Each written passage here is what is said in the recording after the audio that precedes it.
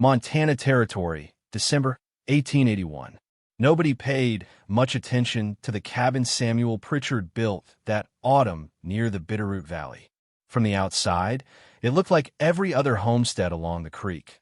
Log walls chinked with clay, a low-pitched roof, a single door facing south. But something was missing, something everyone noticed, but nobody could explain.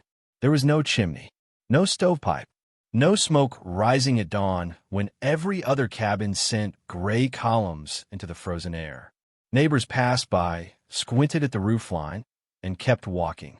Some laughed. Others muttered that the man would freeze before January. A few figured he was heating somewhere else, maybe a dugout, maybe a shared fire with kin down the valley.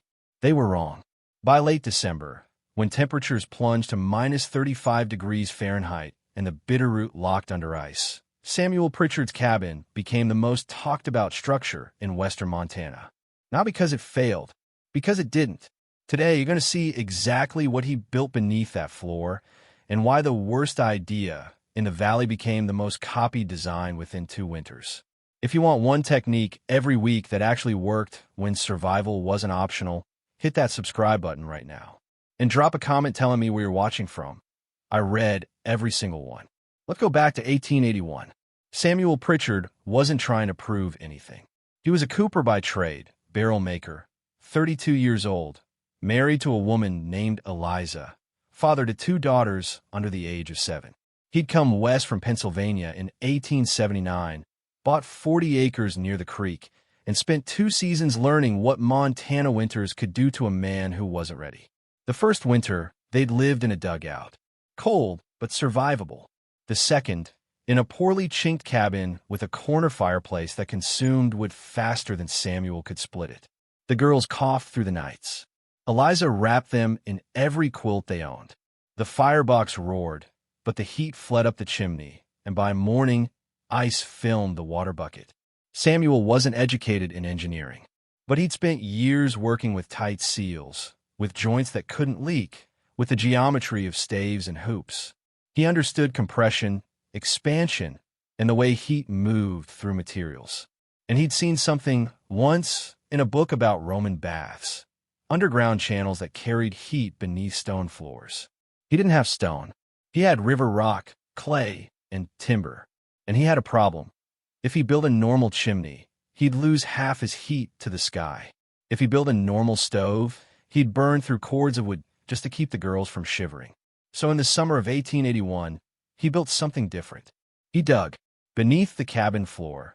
Before he even raised the walls, he excavated a trench system, shallow, no more than 18 inches deep, running in a serpentine pattern from one end of the structure to the other. He lined the trenches with river rock, smooth stones he'd hauled up from the creek in a wagon over 3 weeks. Then he built a firebox, not inside the cabin, outside, tucked into the north wall, recessed into the earth, with an iron door and a feed tunnel that opened to the exterior. The exhaust didn't rise. It traveled through the stone-lined channels under the floor, heated by direct contact with combustion gases. The smoke and heat snaked across the entire cabin footprint before venting, low and horizontal, out a small opening on the south side, hidden behind a woodpile and a snowdrift by winter. He covered the trenches with flat stones, then clay, then timber flooring. From above, it looked like a normal floor. From below, it was a thermal battery. Neighbors saw him working. A few asked what he was doing. Samuel said he was trying something. One man, a carpenter named Horace Tull, told him it was a waste of effort. You'll get smoke backing up, or the thing won't draw at all. You need a tall chimney. That's how fire works. Samuel nodded and kept building. By October, the cabin was finished. No visible chimney, no stovepipe, just a squat log structure that looked, to everyone passing by, like it had no way to heat itself. Eliza trusted him. The girls didn't understand. The neighbors assumed he'd failed before he started. And then winter came. What Samuel Pritchard built wasn't a stove. It was a heat distribution system. The firebox sat outside the north wall, sunk 2 feet into the ground, and lined with firebrick he'd traded for a Missoula. The opening faced away from the prevailing wind, sheltered by the cabin's mass and a small earthen berm he'd piled around it. You fed the fire from outside. An inconvenience in a storm, but not impossible. A hinged iron door, sealed tight with a clay gasket. Inside that firebox, combustion happened in a confined, controlled space. The flames didn't leap. They burned slow, hot, and steady, fed by a controlled draft that entered through a small vent near the base. The heat didn't rise into the open air. It had nowhere to go but forward, into the channels. The exhaust gases, still carrying most of their thermal energy, moved horizontally through the stone-lined trenches. The serpentine path forced them to travel slowly, transferring heat by conduction into the river rock, which absorbed it, stored it, and then radiated it upward through the clay and timber floor. By the time the gases reached the exit vent on the south side, they were warm, not hot. The draft still worked, enough to pull fresh air in the firebox, but the system had extracted 70, maybe 80% of the heat that a normal chimney would have thrown straight into the sky. The floor became the radiator. Not scalding, not dangerous, just warm, constant, even. A radiant heat that rose gently into the living space, warming bodies and air without the sharp, directional blast of a fireplace. You could sit anywhere in that cabin and feel it. You could lie on the floor and stay comfortable. The principle was simple. Maximize contact time between heat and mass. Store energy in stone. Release it slowly. Samuel didn't write this down. He didn't sketch diagrams. He just understood that if you make heat travel through enough mass before it escapes, the mass wins. The mass holds the energy. And the energy, once held, works for you long after the fire dies. Eliza noticed it first. The floor stayed warm through the night. Even when Samuel let the fire burn down to coals, something he'd never risk in a normal cabin, the interior temperature barely dropped. The girls slept without waking. No cold drafts along the baseboards. No ice on the inside of the door. He burned half the wood he'd used the year before. Maybe less. The system wasn't perfect. Lighting the fire took patience. You had to preheat the channels, coax the draft, let the system equilibrate. If you rushed it, you got smoke. If you overfed it, you wasted fuel. But once it stabilized, it ran like a watch. And from the outside, you'd never know it was there. No chimney, no stovepipe, just a quiet cabin that never seemed cold, even when the wind howled and the temperature dropped below zero. People noticed, but they didn't understand. Not yet. By mid-November, the absence of a chimney had become a running joke in the valley. Pritchard got himself a magic cabin, one trapper said at the trading post. No smoke, no fire, no freezing to death. Must be burning wishes and hope. Horace Tull, the carpenter who'd warned Samuel about draft and chimneys, saw him hauling a quarter cord of split pine one afternoon and shook his head. You planning to burn that under your floor, Sam? Or are you finally putting in a real stove? Samuel smiled. Floor's working fine. Floor don't burn wood. Mine does. Horace snorted and walked off. A few neighbors were more direct.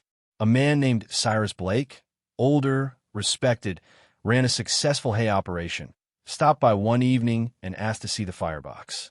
Samuel showed him. Cyrus studied it, frowned, and said, "You're going to get smoke backing into your house, or you're going to waste half your fuel heating dirt. Either way, it's foolish." "Hasn't happened yet," Samuel said. "Winter's young." Cyrus left. He didn't come back. The women were kinder, but no less skeptical. Eliza's friend, a woman named Margaret who lived 3 miles east, visited in early December and remarked on how warm the cabin felt. "Do you have a stove I'm not seeing?" Eliza explained the system. Margaret listened, nodded politely, and then said, "Well, I hope it lasts." Sounds fragile. It wasn't mockery. It was doubt. The kind of doubt that comes from watching too many clever ideas fail when the real cold arrives. And the real cold was coming. Most people didn't think about Samuel's cabin at all. It was strange, sure, but strangeness wasn't rare on the frontier. Men tried odd things all the time. Some worked, most didn't. If Samuel wanted to heat his house from underneath, like some kind of Roman bath, that was his business. When it failed, he built a chimney like everyone else. Nobody expected it to work. Nobody expected it to matter. But by the third week of December, when the temperature began its slow, brutal descent toward the coldest stretch Montana had seen in a decade, the people who'd laughed at Samuel Pritchard were about to stop laughing and start asking questions. December 18th, 1881. The barometer dropped. The wind shifted north. By nightfall, the temperature had fallen to 10 degrees Fahrenheit. By midnight, 0. By dawn, minus 15 degrees Fahrenheit. It kept falling. The Bitterroot Valley locked under a cold front that would stay unbroken for 9 days. Temperatures bottomed out at minus 35 degrees Fahrenheit. The creek froze solid. Livestock huddled in barns. Families burned through their winter wood reserves faster than they planned, feeding fireboxes and stoves around the clock just to keep interior temperatures above freezing. Smoke rose from every chimney, thick, constant columns of gray and black. The valley looked like a forest of signals. Desperation made visible. At the Tull cabin, Horace woke every 2 hours to Atwood. His wife and children slept in their coats. The interior temperature hovered around 45 degrees Fahrenheit on good nights. On bad nights, the water bucket iced over. At the Blake homestead, Cyrus burned through half a cord in 3 days. His stove glowed red. The heat was intense near the firebox, frigid near the walls. His eldest son developed a cough that wouldn't quit. Margaret's family, 3 miles east, ran low on dry wood by the 5th day. Her husband had to chop frozen logs in the dark, splitting green timber that smoked and sputtered and barely threw heat. And then someone noticed Samuel Pritchard's cabin had no smoke. Not none, but barely any. A thin wisp, low to the ground, dissipating fast. Nothing like the roaring columns rising from every other structure in the valley. A trapper passing by on a morning of December 22nd stopped, stared, and then walked up to the door. He knocked. Samuel answered, shirt sleeves rolled up, face warm. "You got a fire going?" the trapper asked. "Yeah." "Where's your smoke?" "Vents out the south side." "Low." The trapper blinked. "You heating the whole cabin with one fire?" "That's right." "How cold is it in there?" Samuel stepped aside. "Come see." The trapper walked in, stood for a moment, looked around. The interior was warm, genuinely warm. Not survivable, not tolerable. Warm. He guessed 65, maybe 68 degrees. The floor radiated heat. The air was dry, still comfortable. He looked at Samuel. "What the hell did you do?" Samuel explained. The trapper left. By evening, 3 more families had come by to ask questions. By the next day, Horace Tull showed up, humbled and cold, wanting to see the firebox. And if you think that's impressive, stay with me, because you're about to see the numbers that made this system impossible to ignore. The measurements that turned skepticism into belief. Don't go anywhere. Horace Tull brought a thermometer. He didn't announce it. He just showed up on the morning of December 23rd, knocked on Samuel's door, and asked, politely this time, if he could measure the temperature inside. Samuel let him in. Horace walked to the center of the room, held the mercury thermometer at chest height, and waited. 3 minutes later, he read it aloud. 68 degrees. He looked at Samuel. "What's it outside right now?" "Last I checked, about 20 below." Horace did the math in his head. 88-degree difference. He walked to the door, stepped outside, and checked his own cabin's thermometer mounted on the porch post. It read minus 22 degrees Fahrenheit. He walked back inside Samuel's cabin and stood there, silent, feeling the warmth rise through the floorboards into his boots. "How much would you burning a day?" Horace asked. "Half a cord every 4 days, maybe 5, Samuel said. "Depends on wind." Horace burned a cord every 3 days, sometimes faster. His cabin, similar size, with a big corner fireplace and a tall chimney that drafted beautifully and threw half the heat into the Montana sky. "You're using a third of what I use," Horace said. "About that." Horace knelt down and put his hand flat on the floor. Warm. Not hot enough to hurt, but warm enough to feel immediately, even through calluses. He stood up, walked to the far corner of the cabin, the spot farthest from the firebox, and knelt again. "Still warm. Even heat," he muttered. "That's the idea. And you're feeding it from outside?" "Yeah. Pain in the neck during a storm, but it works." Horace nodded slowly. He wasn't a man who apologized easily, but his expression said enough. He left without another word, but 2 days later, he was back with his eldest son and a notebook, asking Samuel to explain the dimensions, the stone layout, the clay mix, the draft calculations. By December 27th, word had spread. Cyrus Blake came by. Margaret's husband came by. The trapper who'd first knocked on the door brought a friend who worked for the Territorial Land Office. They all asked the same questions. How deep are the channels? How much stone? Where does the exhaust go? How do you keep it from smoking back? Samuel answered every question. He walked them around the exterior, showed them the firebox, the exhaust vent, the way he'd sloped the channels to encourage flow. He didn't claim genius. He said he'd copied an idea from a book and adapted it to what he had on hand. But the measurements didn't lie. A man named Fletcher Dawes, who kept meticulous records of everything from rainfall to livestock weight, decided to document the comparison.